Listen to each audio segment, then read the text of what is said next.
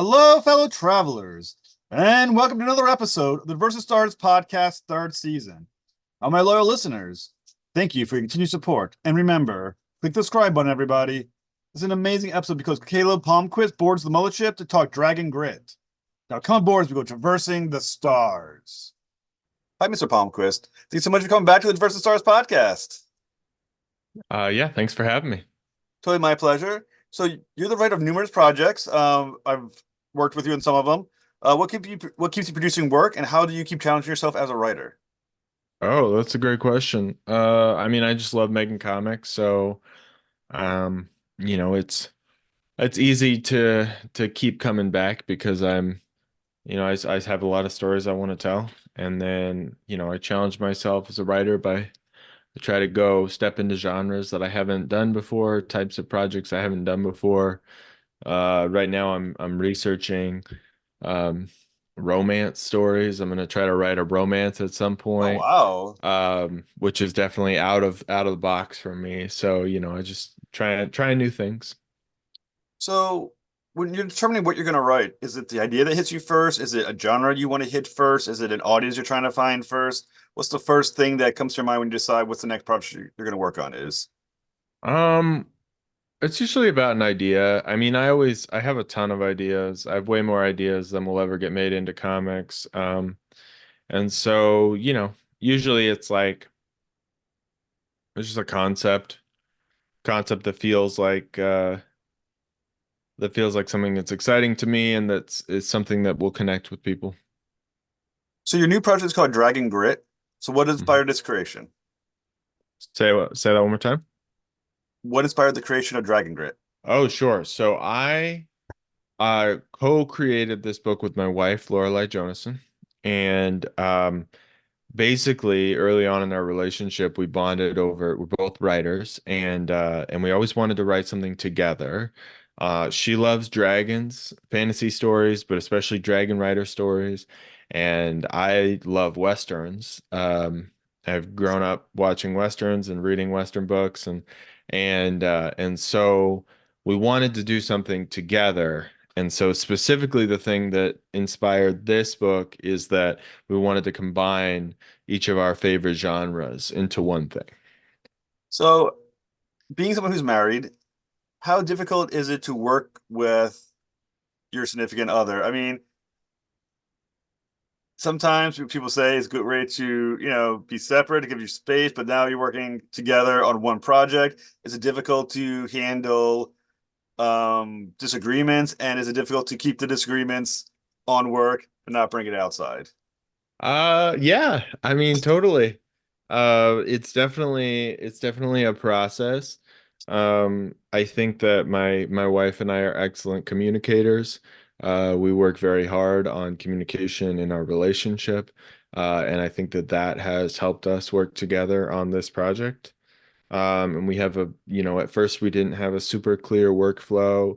And as we went, we kind of figured that out, our process of how we work together. And really it's been um, beneficial because we have different strengths. You know, I'm, I think that I do pretty well with characters and with like sort of big picture ideas, but my wife is very analytical and is really into world building. And so there's a lot of elements that you'll see in this comic where like uh you wouldn't necessarily know it, but all the details of how everything works have been fleshed out. And so I think that makes the story richer, um even if those parts aren't necessarily totally apparent. So when you're writing this, are you guys literally sitting together writing, or are you taking one part and then she's taking the next part, or different, or one's taking captions and panel descriptions, one's taking the dialogue? So we sit down together. When we first plotted it all out, we just had a lot of discussions about what we wanted to do, and then we plotted out the whole thing together, and then we talk about it a lot, and then usually what happens is that Lorelai will write the first draft, and then after we've decided like sort of the outline and the summary, and then I'll come back and I'll kind of write it in more of a classic comic book script format, which is something I'm more familiar with, and then we kind of trade it back and forth a bit like that. So I wouldn't say one person writes any particular part. We definitely like write it all together, but in terms of, we do the brainstorming together and then she writes that first draft. And so yeah, I mean it's very collaborative, for sure. I'm very fascinated by that aspect of the writing with the spouse. Um, is there ever a competitive side we're trying to one up or bring more to a particular project, or is that ever a concern? I wouldn't say it's competitive. I would say that if anything, we each have different sort of themes and values that we're trying to bring into the story. And I think that sort of makes it richer because, um, you know, there are things that both of us would like to express, through our writing and themes that we're more interested in, and so because of that, there are certain like character moments and themes in the book that wouldn't have been explored if it hadn't been for both of us, uh, yeah, being involved in it. So the artist of the book is, I probably get the name wrong, Kay Woolheiser. Wilheiser, yep. Hey, I got it right the first time. How did the partnership come about with you and you both and the artist? Yeah, so I worked with Kay last year on a book called The Knight and the Lion, which is a King Arthur book. It turned out really great. That was a self-contained graphic novel, and it was just a really great experience working with her. And we were looking for an artist for Dragon Grit for quite some time, and then she finished up work on The Knight and the Lion, and um, I asked her if she would be interested in this, and she loved the pitch. And so, yeah, I mean, when I first started working with Kay on that previous book, just because I had been an admirer of her work, I had seen some of it on Kickstarter, and I just sent her a message and I told her about what I was doing, and then she was interested, which was really cool. And so we've definitely struck up a friendship and an ongoing partnership, and I honestly expect that we will continue to collaborate on many books to come. So, what does he bring to the table? What can you do because you have worked together in the past that helps either create a shorthand for you between writer and artist, or helps to give the book an expression that maybe it otherwise would not have? Well, uh, I mean, I think as with every artist that I work with, it's a very collaborative process. My scripts are, I would say, unique. They're not what you would call like really correct classic comic book scripts. I leave a lot more room for the artist. And I do that on purpose. Every artist I've worked with has really appreciated that because it really does become uh, as much about the artist's interpretation and work on the book as it is about the ideas that I'm putting into it. Um, and you know, we've also had a lot of conversations about the characters and their personalities, and so, you know, it's uh it's easy to um begin to just express sentiments about the characters that then Kay can take and really show those on the page. Um, because it's not just a conversation between myself and the artist, the characters become part of that conversation as well. So the cool thing is that Winston, you're mashing up fantasy and westerns. Hmm. Now, to my mind, those are not two genres that one would inherently put together. They seem distinct. Did you find the two genres are more naturally woven together than someone on the outside might think they were if they hadn't worked on the project? Yeah, I mean, so the this book is very heavily about the relationships between riders and their dragons, which is very similar to the classic portrayal of a man and his horse in westerns. And And so I would actually say this book leans more heavily into the Western genre than it does into the fantasy genre. The dragons are a lot like horses. They can fly. Some of them can breathe fire or do other things, and they're maybe a little smarter than horses. But our dragons are not like the telepathic, soul-connected dragons of like Dragon Riders of Pern or something like that. Hmm. Um, and so, um, I mean, I would say that it, we I think it's very well integrated. I think it will feel like a Western story, with just a little bit more of fantastical elements. And it's also, honestly, a kind of a fantasy light world. Like there's no magic spells in this world. There are dragons who, to a certain degree, are magical, but um, and there's a few other supernatural elements, but really I wouldn't even call this Weird West, or there's no wizards, and there's no zombies, and there's no anything like that. But yeah, so I mean, I think they work well together. I think dragons are, being loyal steeds is a good fit. So thinking beyond the rider and horse or rider dragon situation, when you're thinking about genre tropes such as fantasy and Western tropes, which tropes beyond that you thought must exist in the story to maintain those genres, and which part of the genres, as you mentioned, you took out magic, they decided was not necessary to allow the story to live in those genres, but still have, or at least not get lost within those one genre over the other. Yeah, so Um, there's some Western tropes that we're definitely using here. I mean, okay, the sort of hard-bitten outlaw main character. Our villain is very much like a Shakespeare reading, mustache twirling villain Mm. in the vein of Johnny Ringo, like from Tombstone. Love that movie, it's Uh, one of my favorites. yeah, yeah, I love Tombstone. And so then it's a travelogue story. So the characters are surviving as they Mm. journey across the wilderness, and they're being pursued by bandits, which is a very classic Western trope. Also, one of the main characters is like from out east, and he doesn't know how to survive in the West, and he's being guided along by the main character. So there's very much like an odd couple, like tough ex-outlaw with city slicker Mm. together, which is definitely another trope.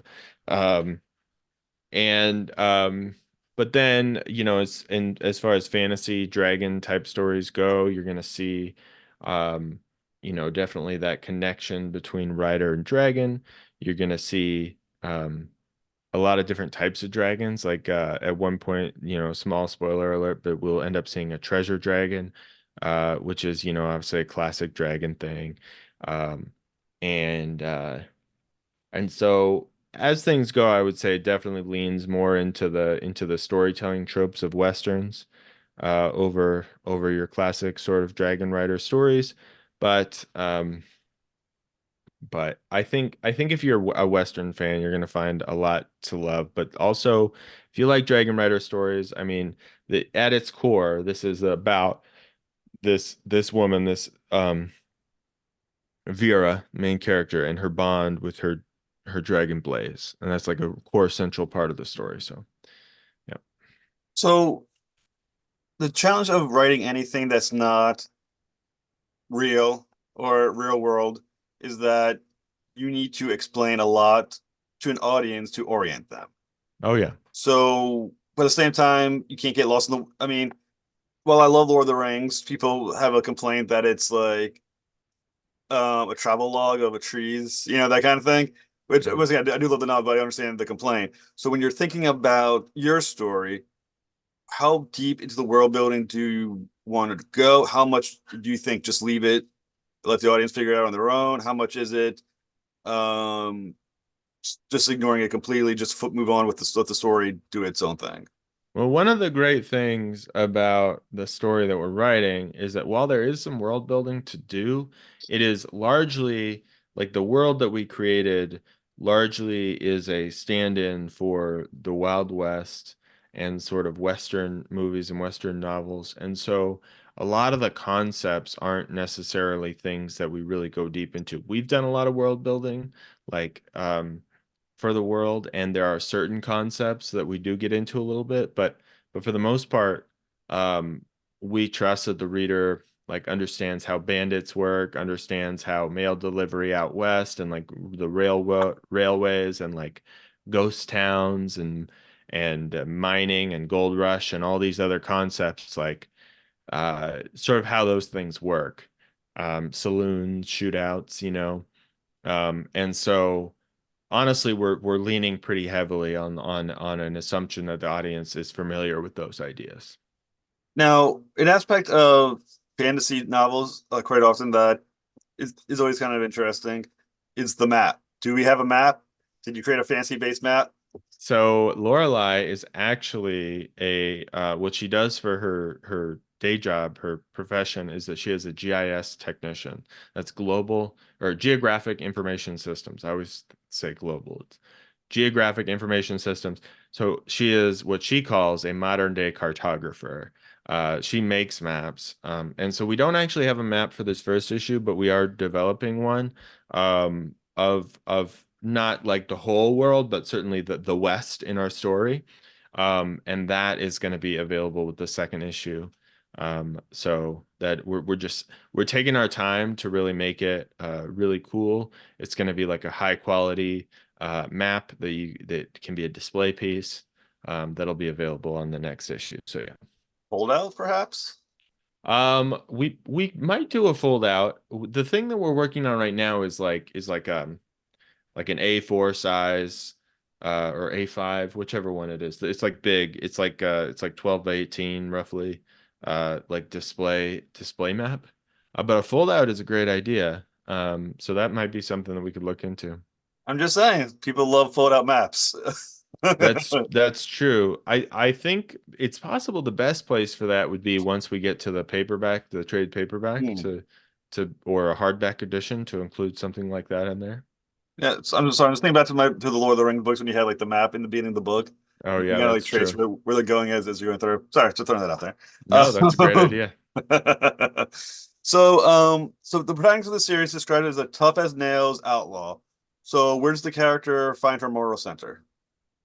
So the character sort of you'll learn as the series go on a little bit more about her backstory, but essentially she used to belong to a pretty vicious outlaw gang, and she sort of came up in that. That's where kind of where she learned everything. But at some point in the past, she broke off from that gang and decided to kind of go straight, as it were. And so while she is, she's tough and she knows what it takes to survive out west, she also really wants to be living on the straight and narrow. So when we meet her, she's delivering packages along star routes, which basically is kind of like the Pony Express. We're like delivering packages to places that are too dangerous for normal delivery men or women to make those deliveries, and it takes someone who can defend the packages. But because the railroads are coming in, that's kind of making her role as a delivery person obsolete. And so she's looking for new ways. So she is a good person, but she's sort of like a reluctant good person. She's still motivated by money. But as the series goes on, you'll definitely start to see that core of morality that she has. When you think about her backstory, you says she came from a group of outlaws. Where do you decide how much you can have for her, or have her have done as the outlaw? In other words, to a certain extent, you want her to show that she's had these tough, this tough life with these outlaws. At the same time, if you ever do anything too bad, you lose the empathy of the audience. So, That's true. so how do you walk that line? Well, I mean, it's the West, so, violence happens, like duels happen, but also a big element of the story that you'll learn is um, there's uh, one thing, an idea that Lorelai has explored in her other writings that she is very good at exploring is the idea of um, manipulation and Mm, like cult mentality. So what you'll learn is that she was taken into this gang when she was a teenager, and was, you know, essentially groomed and controlled by the leader of this gang. And sort of we're going to explore the idea of how difficult it is to break out of something like that. mm. Um, and sort of what you might find yourself doing, even though you don't want to, when you're sort of under the influence of a controlling force like that. Now, if she has grown up under that kind of manipulative, controlling force, then where does her morality come from? Is it literally is something that's just like a genetic thing? Is there something some other way where that morality kind of found its way to her?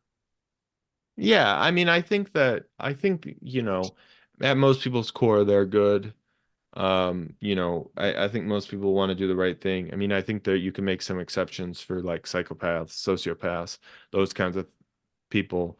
But I think that ultimately, you're when you see people or creatures in pain, um, this can do something to you, you know.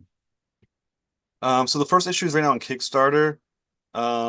You've done a lot of Kickstarters so far, and then they're always successful. So what did that knowledge bring to this campaign?